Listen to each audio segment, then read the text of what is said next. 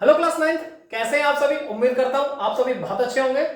आज हम लोग फ्रैक्शन रेशनल नंबर के बारे में थोड़ी सी इंफॉर्मेशन लेंगे, साथ ही साथ रेशनल नंबर से जुड़े हुए एक दो कंसेप्ट के बारे में हम लोग बात करेंगे। हम लोग वीडियो को स्टार्ट करते हैं। अब देखिए, यहाँ पे हम लोगों को जो आपकी एनसीईआरटी गणिता मंजरी, उसमें आपको फ्रैक्शन के बारे में और रेशनल नंबर के बारे में थोड़ी सी जानकारी दी गई है। अगर हम लोग फ्रैक्शंस की बात करते हैं तो देखिए, हम लोग 5th क्लास या 6th क्लास से फ्रैक्शन के बारे में पढ़ के आ रहे होते हैं। फ्रैक्शन को अगर हम लोग समझें, एक एग्जांपल से समझेंगे। जैसे लेट से ये कोई एक होल पार्ट है। होल पार्ट का मतलब, आप इसको एक एग्जांपल देके मैं समझाना चाहता हूं। ये एक हम लोगों ने पिज्जा ऑर्डर किया, ठीक है। अब क्लास में मान के चलिए 4 स्टूडेंट बैठे हुए हैं। अब चारों स्टूडेंट को मुझे इक्वल पार्ट में ये पिज्जा को डिस्ट्रीब्यूशन करना है। सारे स्टूडेंट जो बैठे हैं 4, उनको बराबर बराबर हिस्सा मिल जाए इस पिज्जा से। तो हम लोग क्या करेंगे, इसके 4 पार्ट हम लोगों ने किए। तो आप देख पा रहे हैं इसके 4 पार्ट हो गए। अब ये 4 पार्ट मुझे एक एक करके सभी स्टूडेंट्स को देने हैं। तो देखिए, मैं होल के जो कंप्लीट मेरे पास एक पिज्जा था, उसके मैंने 4 पार्ट कर दिए। अब इस पार्ट को मैं बोलूंगा भैया 1/4, ये फर्स्ट स्टूडेंट को मिला। ऐसे ही सेकंड वाले को भी मैंने कितना दिया, 1/4 दिया। इसको भी थर्ड वाले स्टूडेंट को भी हम लोगों ने कितना दिया, 1/4 दिया। ऐसे ही फोर्थ स्टूडेंट को भी कितना दिया, 1/4 दिया। तो ऐसे करके देखिए, होल का हम लोगों ने डिस्ट्रीब्यूशन किया कुछ टर्म्स में। जो ये टर्म्स निकल के हैं 1/4, 1/4, 1/4, यही होते हैं आपके लिए फ्रैक्शन। अगर आप इनको प्लस करें तो आपके पास कंप्लीट होल निकल के आना चाहिए। तब आप बोलेंगे कि भैया हम लोगों ने डिस्ट्रीब्यूशन बिल्कुल इक्वली किया है। तो इसको हम लोग कैसे समझ सकते हैं, अगर हम लोगों ने इन सबको प्लस किया, अब देखिए सबका बेस सेम है तो ये प्लस हो जाएगा डायरेक्ट। तो 4/4 दैट मींस को सॉल्व किया तो 1 आया। इसका मतलब ये हुआ कि हम लोगों ने हर एक स्टूडेंट को इक्वल डिस्ट्रीब्यूशन किया है 1/4, 1/4 ऐसे करके। तो ये हम लोगों के पास निकल के आता है। अब देखिए, जो जैसे मैंने लिखा 1/4, तो ये 1/4 में जो ये नीचे लिखा होता है ना, ये होता है होल। होल का मतलब कंप्लीट आपके पास यहाँ पे कितने पीसेस हैं, 4 पीसेस हैं। 4 पीसेस में से आपने एक एक पीस करके स्टूडेंट्स को दिया है। जैसे ए स्टूडेंट को दिया, बी स्टूडेंट को दिया, सी स्टूडेंट को दिया और डी स्टूडेंट को दिया। तो इसका मतलब ये हुआ कि जो नीचे वाली वैल्यू होती है होल की होती है, और ऊपर वाली वैल्यू हमारे पास किसकी आती है, जो हम लोग स्टूडेंट को दे रहे होते हैं या जिस भी तरीके से हम लोग इसका डिस्ट्रीब्यूशन कर रहे होते हैं। अब इसी को हम लोग कुछ इस तरीके से पढ़ते हैं। अगर हमारे पास लिखा है 1/4, तो इसी को हम लोग कुछ इस तरीके से पढ़ते हैं। जो ऊपर वाला होता है इसे बोलते हैं न्यूमरेटर, और नीचे वाले को बोलते हैं डिनोमिनेटर। ठीक है, एक बार रिपीट कर रहा हूं। ऊपर वाले को बोलते हैं हम लोग न्यूमरेटर, नीचे वाले को हम लोग बोलते हैं डिनोमिनेटर। तो ये होती है फ्रैक्शन की कहानी। अब फ्रैक्शन में हम लोग ये भी बोल सकते हैं कि भैया जो यहाँ पे हमने 1/4 लिखा है, 1/4 लिखा है, तो अगर कुछ एग्जांपल देके हम लोग समझे।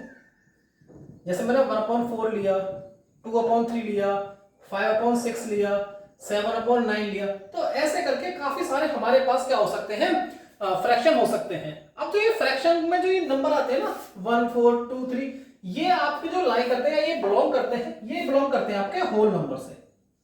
कहां से बिलोंग करते हैं, ये होल नंबर से ये बिलोंग करते हैं। कहने का मतलब कि फ्रैक्शन को आप अगर देख पा रहे हो तो ये हम लोगों ने न्यूमरेटर अपॉन डिनोमिनेटर की फॉर्म में लिखा है। तो जो ये न्यूमरेटर डिनोमिनेटर है, ये कहां पे बिलोंग करेंगे, ये बिलोंग करते हैं आपके बिलोंग्स टू होल नंबर। ठीक है, लेकिन ध्यान ये रखना है इसमें कि जो डिनोमिनेटर है ना, डिनोमिनेटर की वैल्यू 0 के बराबर नहीं होनी चाहिए। डिनोमिनेटर की वैल्यू 0 के बराबर नहीं होनी चाहिए। बाकी ये सारी वैल्यूज कहां बिलोंग करती हैं, होल नंबर में बिलोंग करती हैं।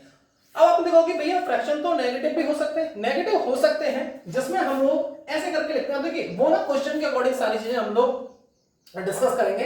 ऐसे ही अगर हम लोग बात करें रेशनल नंबर की, अगर रेशनल नंबर के बारे में बात की जाए तो रेशनल नंबर ऐसे नंबर होते हैं जिनको P/Q की फॉर्म में लिखा जा सकता है, और Q की वैल्यू नॉट इक्वल टू 0। और यहाँ पे जो P और Q है, जो P और Q है, ये कैसे होते हैं, ये इंटीजर्स होते हैं। अब इंटीजर्स का मतलब अभी आप पढ़ के जो पिछली एक्सरसाइज थी उसमें, उसके इंट्रोडक्शन में हम लोगों ने जाना था, इंटीजर के अंदर नेगेटिव वैल्यू भी आती है, पॉजिटिव वैल्यू भी आती है, और 0 भी इसके अंदर आता है। बस ध्यान ये रखना है कि जो Q की वैल्यू है ये 0 के बराबर नहीं होनी चाहिए। इंट्रोडक्शन वीडियो में ये चीज मैंने डिस्कस की है कि Q की वैल्यू 0 के बराबर क्यों नहीं होनी चाहिए। एक बार मैं आप लोगों के लिए फिर से इसको रिपीट कर देता हूं। जैसे एग्जांपल लिया 6/0 और 0/6। तो अभी आप कमेंट सेक्शन में इनका आंसर लिखेंगे कि भैया इसका आंसर क्या होगा या इसका आंसर क्या होगा। ठीक है, अब देखिए अगर आप लोगों ने इसका आंसर लिखा हो तो इसका आंसर तो आपने 0 लिखा होगा, लेकिन इसके आंसर में बच्चा कंफ्यूज रहता है 6 लिखे 0 लिखे या कुछ और लिखे। तो मैं आपको बता दूं इसका आंसर जो हम लोग लिखते हैं नॉट डिफाइन लिखते हैं, या कई बार इसको इनफिनिटी भी लिख देते हैं, क्योंकि हम इसको सॉल्व तो कर नहीं पाएंगे। अब सॉल्व कैसे कर पाएंगे कि 0 से मुझे 6 में डिवाइड लगाना है। अब मैं 0 से किस नंबर में मल्टीप्लाई करूं जिससे कि मुझे क्या मिल जाए 6 मिल जाए। तो ऐसा कभी कोई नंबर पॉसिबल होगा कि जिससे मैं 0 मल्टीप्लाई करूं मुझे 6 मिल जाए? कभी नहीं होगा। क्यों? 0 से आप किसी भी नंबर का मल्टीप्लाई करेंगे आपको आंसर हमेशा क्या मिल जाना है? 0 मिल जाना है। इसीलिए इस चीज को हम कभी भी डिफाइन नहीं कर पाते, इसलिए बोला जाता है कि जो भैया यहां पे वैल्यू निकल के आती है वो क्या होती है, हमारे पास नॉट डिफाइन होती है। तो रेशनल नंबर के बारे में ये सारी चीजें आपको समझ। अब इसी के साथ साथ एक दो चीजों का और हम ध्यान रखेंगे। एक चीज में आपके एनसीईआरटी में बोली गई है कोप्राइम। अब कोप्राइम क्या होते हैं? कोप्राइम ऐसे नंबर होते हैं जिनके बीच में जो कॉमन फैक्टर निकल जाता है वो सिर्फ 1 रहता है। जैसे एग्जांपल के लिए मैंने लिखा 2,3। अब अगर मैं 2 के फैक्टर निकालूं तो 2 का फैक्टर निकलेगा 1 और 2। मैं 3 के फैक्टर निकालूं तो फैक्टर निकलेगा 1 और 3। अब आप यहां पे देख पा रहे हैं इनके बीच में कॉमन क्या निकल के आ रहा है? यहां पे कॉमन 1, यहां पे भी 1। इसका मतलब इनका जो एचसीएफ है, हाईएस्ट कॉमन जो फैक्टर है, वो 1 निकल के आया। इसलिए ऐसा बोला जाता है कि जो कोप्राइम होते हैं उनका एचसीएफ हमेशा 1 होता है। इनके बीच में से जो कॉमन निकल के आता है वो 1 निकल के आता है। तो ऐसे नंबर को हम लोग कोप्राइम नंबर बोलते हैं। इसी के बाद यहां पे जो बात की जाती है वो बात की जाती है इक्विवेलेंट रेशनल नंबर की। अब इक्विवेलेंट रेशनल नंबर का क्या मतलब होता है? Equivalent rational number. अब इक्विवेलेंट रेशनल नंबर का मतलब क्या होता है? एक एग्जांपल से समझेंगे। जैसे लेट्स से मैंने लिखा 1/2। अब 1/2 एक रेशनल नंबर है, ठीक है। अब इसको मैं ऐसे भी तो लिख सकता हूं कि भैया 3/6। अगर मैंने इसको सॉल्व किया तो भी मुझे क्या मिलना? 1/2 मिल रहा है। ऐसे मैंने लिखा 4/8, यहां से मुझे कितना मिल रहा है? 1/2 मिल रहा है। ऐसे लिखा मैंने 5/10, यहां से मुझे क्या मिल रहा है? Rational number. तो ऐसे करके जो भी आगे के सारे नंबर्स होंगे उन सारे नंबर को हम लोग क्या बोलेंगे? इक्विवेलेंट रेशनल नंबर बोलेंगे। अब इसके ऊपर क्वेश्चन कैसे आता है? वो बोलेगा right 3 equivalent rational number of, let's say मान लो उसने बोला 2/3। उसने क्या बोला? 2/3 के 3 आपको इक्विवेलेंट रेशनल नंबर लिखने हैं। तो हम लोग कैसे लिखेंगे? देखिए 2/3 के लिखने हैं तो देखिए आपने लिखा 4/6, ठीक है। आपने लिखा 8/12, आपने लिखा 12/18। आप इनको सॉल्व कीजिए। देखिए अगर आपने इनको 2 से सॉल्व किया तो यहां पे आपको कितना मिल जाना है? 2/3। 4 से सॉल्व किया यहां पे आपको कितना मिल जाना है? 2/3। 6 से सॉल्व किया यहां पे कितना मिल जाना है? 2/3। तो इसका मतलब जो ये सारे आपने नंबर लिखे थे ये सारे क्या थे? इक्विवेलेंट रेशनल नंबर थे। किसके? 2/3 के। तो उम्मीद करता हूं आपको इक्विवेलेंट रेशनल नंबर ये सभी समझ में आई होगी। कोप्राइम नंबर कौन से होते हैं ये बात भी आपको समझ में आई होगी, और रेशनल नंबर कौन से होते हैं ये बात भी आपको समझ में आई होगी। ठीक है। और हाँ एक चीज और मैं आपको बताता चलूं, यहां हम लोग यहां पे डिस्कस करते हैं इस चीज को कि देखिए अगर फ्रैक्शन की फॉर्म मतलब p/q की फॉर्म में लिखे हैं तो ये रेशनल नंबर तो होते ही होते हैं। साथ ही साथ अगर कोई नेचुरल नंबर लिखा है या कोई इंटीजर लिखा है, इंटीजर के ऊपर बात करते हैं। लेट्स से हम लोगों ने लिखा इंटीजर। तो इंटीजर आप जानते हैं नेगेटिव वैल्यू भी हो सकती है, वो 0 भी हो सकता है, वो पॉजिटिव वैल्यू हो सकती है। तो सारे जो इंटीजर्स होते हैं ना वो सारे इंटीजर रेशनल नंबर होते हैं। कैसे? अगर आप इनके नीचे 1 लगा दो, यहां पे 1 लगा दो और यहां पे 1 लगा दो, क्या ये p/q की फॉर्म में लिखे गए क्या? क्या ये भी p/q की फॉर्म में लग गया और ये भी क्या p/q की फॉर्म में लग गया? तो इसीलिए हम बोलते हैं जो सारे इंटीजर्स होते हैं वो कैसे होते हैं? वो रेशनल नंबर भी होते हैं। तो ये बात आपको समझ में आई। अब इसमें आप होल नंबर को भी शामिल कर सकते हो, आप इसमें नेचुरल नंबर को भी शामिल कर सकते हो। तो आप जल्दी से जो भी आपको इसमें लग रहा है कि भैया हमें नोट करना चाहिए, आप इसको जल्दी से नोट करें, फिर हम लोग और चीजें इसमें डिस्कस करते हैं। ठीक है। अब आपने ये नोट किया होगा, एक बारी मैं इसको रफ कर देता हूं, फिर हम लोग एक दो पॉइंट को और इसमें समझते हैं।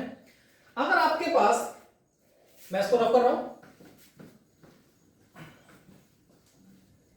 ये बहुत बेसिक बेसिक सी बातें हैं, लेकिन आपके एनसीईआरटी में दे रखी है, तो इसलिए मैं आपको एक बार ये सारी चीजें समझा देता हूं, जिससे कि आपका कोई भी डाउट फिर ना आ जाए। क्योंकि देखिए ध्यान रखिएगा, आपका पेपर एमसीक्यू बेस्ड और कॉम्पिटेंसी बेस्ड बनना है, ठीक है। तो एक एक चीज, एक एक लाइन एनसीईआरटी की आपके लिए इंपॉर्टेंट हो जाती है।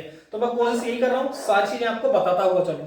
हो सकता है वीडियो थोड़ी लंबी भी हो सकती है, लेकिन एक एक चीज अगर आप समझ गए ना, तो फिर आपको किसी भी प्रकार का कोई भी डाउट नहीं रहेगा, या आपके सामने कैसा भी क्वेश्चन आ जाए फिर आप उसमें परेशान नहीं होंगे। अब हम लोग डिस्कस करते हैं, जैसे आपको मान के चलिए दो रेशनल नंबर दे रखे हैं, लेट्स से a/b और एक c/d, और ये दोनों रेशनल नंबर क्या है, आपस में इक्वल है। तो देखो इनको इस तरीके से लिखा जा सकता है, इसका मल्टीप्लाई इधर कर देते हैं हम लोग, जिसे बोलते हैं क्रॉस मल्टीप्लाई। a का मल्टीप्लाई किया d के साथ तो a इंटू डी, b का मल्टीप्लाई किया c के साथ तो b into C, that means ad बराबर हो गया bc। तो इस करके भी हम लोग रेशनल नंबर को, जब दो रेशनल नंबर बराबर होते हैं तो उनको हम लोग यहां से इस तरीके से इसको रेशनल नंबर को लिख सकते हैं। तो ये बात आपको समझ में आई कि रेशनल नंबर को इस तरीके से लिखा जा सकता है। इसके बाद इसमें एक चीज और निकल के आती है, जिससे हम लोग बोलते हैं एडिटिव इनवर्स। अब एडिटिव इनवर्स क्या होता है, देखिए आपके पास कोई भी पॉजिटिव वैल्यू है या कोई नेगेटिव वैल्यू है, इनवर्स का मतलब होता है उल्टा करना। इनवर्स का मतलब क्या होता है, उल्टा करना। अब जैसे लेट से मान के चलिए मेरे पास दो वैल्यू लिखी है, एक लिखी है 4/3 और एक मान के चलिए मेरे पास लिखी हुई है 9। तो अगर मैं इसका एडिटिव इनवर्स निकालने जाऊंगा -4/3 का, तो क्या करना होता है आप सुनेंगे, जो यहाँ पे साइन लगाया ना, साइन का अपोजिट कर देते हैं। यहाँ पे साइन किसका, माइनस का है, तो ये हो जाएगा 4/3। यहाँ पे साइन किसका, माइनस का, तो ये हो जाएगा 9। तो ये क्या निकल के आ गए, एडिटिव इनवर्स निकल के आ गए। अगर मान के चलो कोई पॉजिटिव नंबर होता, लेट से मेरे पास हुआ 1/2 और मुझे इसका एडिटिव इनवर्स निकालना है, तो हो जाता माइनस का 1/2। और मेरे पास लिखा हुआ 3, इसका एडिटिव इनवर्स निकालना है, तो ये हो जाता माइनस का 3। तो ये होता है एडिटिव इनवर्स, जिसमें साइन का हम लोग क्या कर देते हैं, अपोजिट कर देते हैं। अगर क्वेश्चन में माइनस दिया हुआ है तो उसका प्लस कर देंगे, और अगर प्लस दे रखा है तो उसका माइनस कर देंगे। तो उम्मीद करता हूं एडिटिव इनवर्स भी आपको समझ में आया होगा। इसी के साथ साथ एक और पॉइंट होता है, जिसे बोलते हैं मल्टीप्लिकेटिव इनवर्स। अब मल्टीप्लिकेटिव इनवर्स क्या होता है, ये सारी चीजें हम लोगों को पहली छोटी क्लासेस में पढ़ाई जाती हैं, जैसे 7th हो गया, 8th हो गया, इन क्लासेस में ये सारी चीजें डिस्कस की हुई होती है। एक बार मैं आपको फिर से इनको रिवाइज करा रहा हूं, कि अगर पेपर में क्वेश्चन आए तो आपसे एक भी क्वेश्चन गलत ना हो।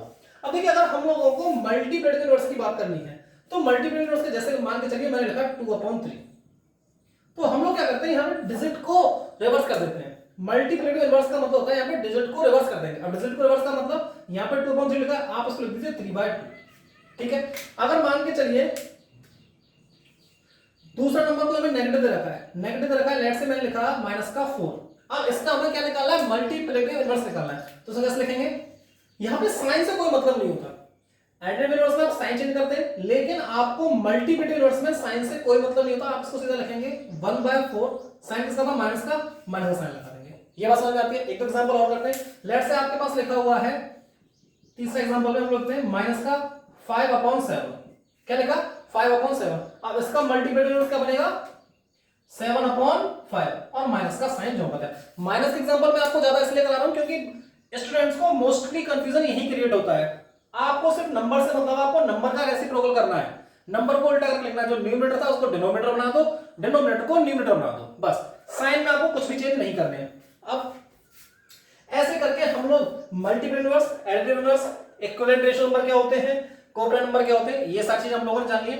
अब इसके बाद हम लोग एक्सरसाइज को स्टार्ट करेंगे, जिसमें हम लोगों के सारे जो भी क्वेश्चंस हैं वो क्वेश्चंस हम लोग सॉल्व करेंगे।